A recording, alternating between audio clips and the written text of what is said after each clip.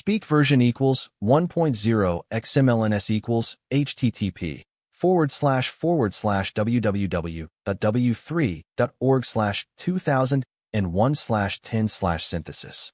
XMLNS. MSDTS equals https://www.w3.org/2001/MSDTS Lang equals NUS.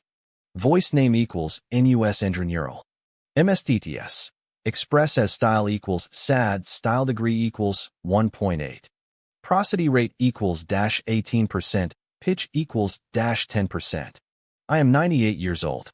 I never imagined I'd be sitting here today talking about the lie they told us. My name is Helen Thompson. I was born in 1925 in a small town in North Carolina, and I grew up thinking that life was straightforward, that truth was the backbone of everything.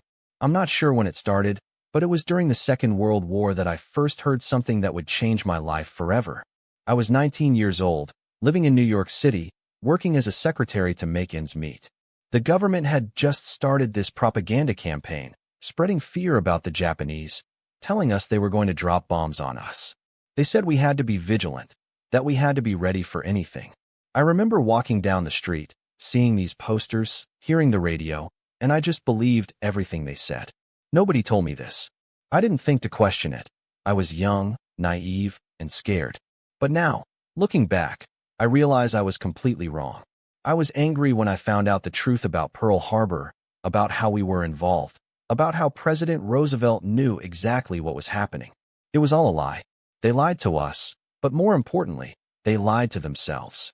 They created this narrative to justify the war, to get us on their side. Growing up, I heard stories about the sacrifices people made during the war, the families torn apart, the lives lost.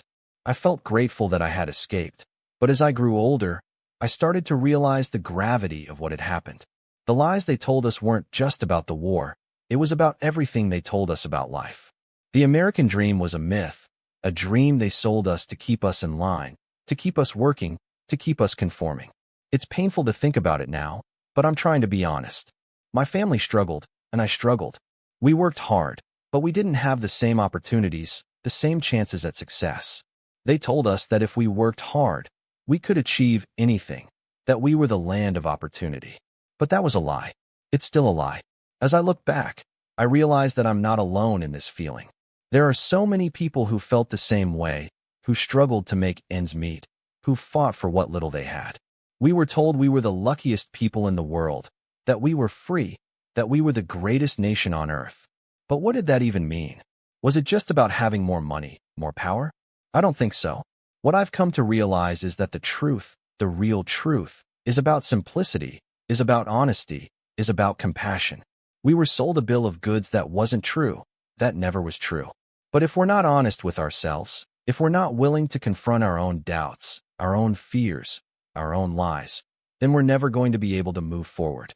We're stuck in this perpetual cycle of believing what we're told, of trusting in the status quo. But it's not too late. It's never too late to start being honest. I'm 98 years old, and I'm still angry about the lie they told us.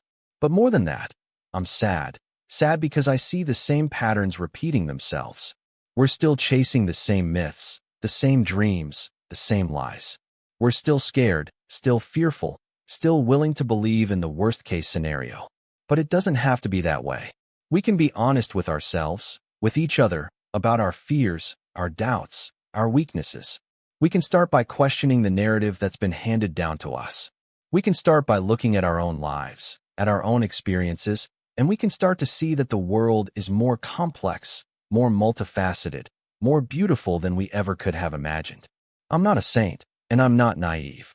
I've lived through some of the darkest moments in human history, but I've also seen some of the most incredible acts of kindness, of generosity, of love. And that's what I want to leave you with today. The truth that there's so much more to life than the lies they told us. It's not a pretty truth, but it's a necessary one. We need to confront the lies we've been fed, the narratives that have been built on those lies, and we need to start building a new narrative, one that's based on honesty, on compassion, on love. I'm not saying it's going to be easy. I'm not saying it's going to be straightforward. But what I am saying is that it's worth it. It's worth questioning the status quo, worth challenging the lies, worth striving for a world that's truly free, truly equal, truly just. If this reached your heart, please subscribe. I still have things to say.